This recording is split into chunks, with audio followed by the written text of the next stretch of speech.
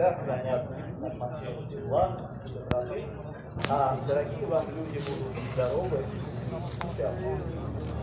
Губернатор Московской области Андрей Воробьев.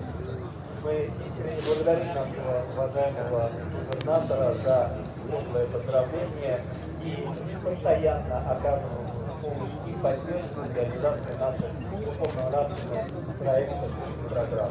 Мы также со своей стороны уверяем, что мусульмане Московской области вносить свой вклад в развитие укрепления мира, стабильности и согласия в нашем многонациональном, многокультурном обществе Подмосковья.